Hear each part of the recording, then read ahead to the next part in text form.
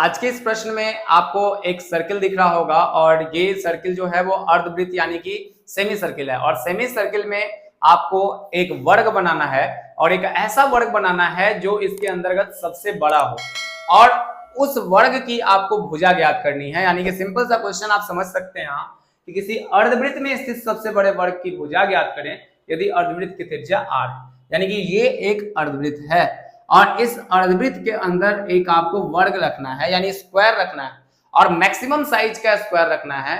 मतलब कैसा maximum size का स्क्वायर रखा जा सकता है जिससे जो होगी उसका भुजा जो होगा उस वर्ग का वो ज्ञात करना है। तो सबसे पहले देखिए कि सबसे पहले तो हम यहाँ क्या करेंगे कि एक वर्ग यहाँ पर बनाना शुरू करेंगे।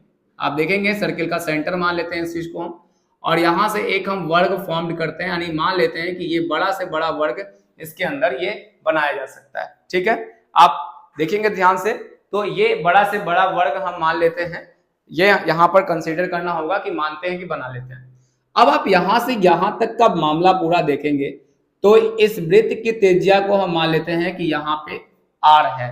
ठीक है, इस वृत्त की त्रिज्या कितनी है r, ये पूरा सेमी सर्किल होगा यानी यहाँ से यहाँ तक पूरा फॉर्म्ड आउट होगा। इस तरीके से देखिएगा ध्यान से आप, तो इस तरीके से बनता हुआ ये नजर आएगा, पूरा सर्किल नजर आएगा।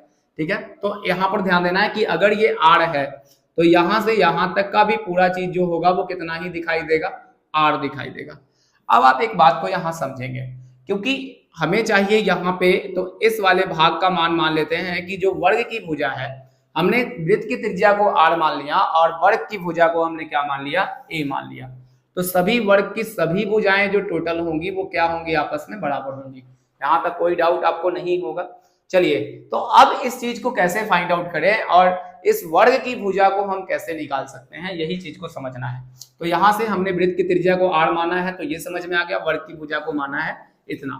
अब देखिए यहाँ से जब हम यहाँ कंप्लीट फॉर्म्ड करते हैं, इसको जब हम यहाँ से मिलाएंगे तो ये एक यहाँ पर वर्ग है, ये वर्ग खींचा गया है, इसका मतलब ये 90 डिग्री का कोण बनाएगा। सिंपल सा कहानी है। अगर ये 90 डिग्री का कोण है तो हमें चाहिए इसका ये वाला रेडियस।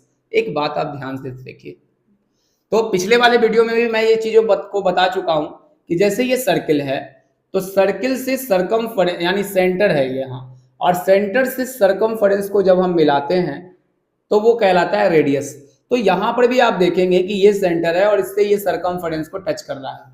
तो अगर आप इस बात को यहाँ पर समझने का प्रयास करें कि ये तो रेडियस है ही है और सरकमफेरेंस से दूसरा यहाँ पर लेके जाएंगे तो ये भी रेडियस ही बनेगा, तो इसका मतलब कि ये भी पूरा पार्ट क्या है, रेडियस ही है। यहाँ तक तो हमारे पास कोई डाउट है नहीं।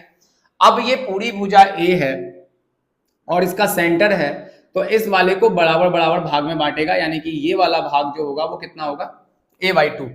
ठीक है, अगर ये a/2 है तो ये भी आपका यहाँ से यहाँ तक भी a/2 होगा।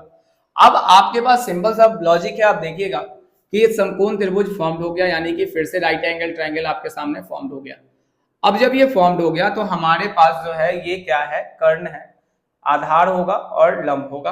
तो अगर हम इसका स्क्वायर करें यानी r का स्क्वायर कर दें तो ये बराबर हो जाएगा किसके, तो आप बोलेंगे कि a स्क्वायर यानी इस वाले भुजा को जोड़ दीजिए और यहाँ से ये वाला भुजा तो प्लस कर दीजिए a/2 का होल स्क्वायर। बस सिंपल सा लॉजिक। तो r स्क्वायर का जो मान होगा वो आप जोड़ेंगे यहाँ पर तो a स्क्वायर बाई कितना हो जाएगा, 4। ठीक है, तो आप इसको और ऐड करें तो ये हो जाएगा 4, 4 और 1 5, a स्क्वायर बटा हो जाएगा कितना, पूरा 4।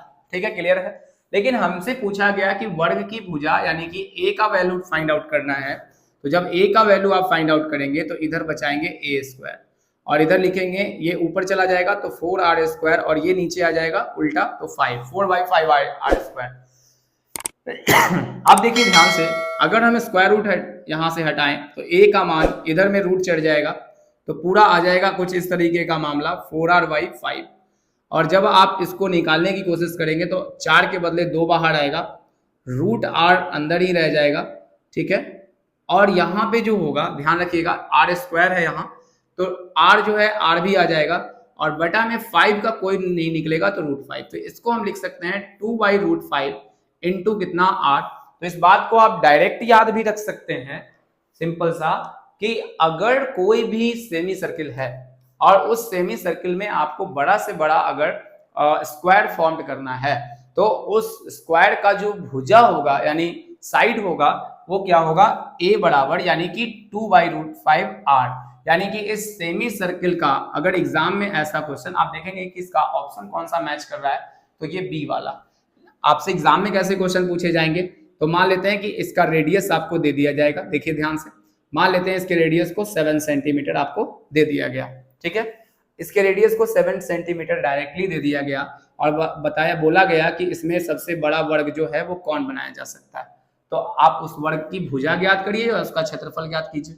तो वर्ग की भुजा जब आप ज्ञात करेंगे तो सिंपल सा ध्यान रहेगा आपको कि a निकालना था, तो ये कितना होता है 2/√5 इंटू कितना हो जाएगा 7 हो जाएगा, और ये सिंपल सा आपका आंकड़ा निकल के आ गया और डायरेक्ट आंसर भी आपका कंप्लीट हो गया।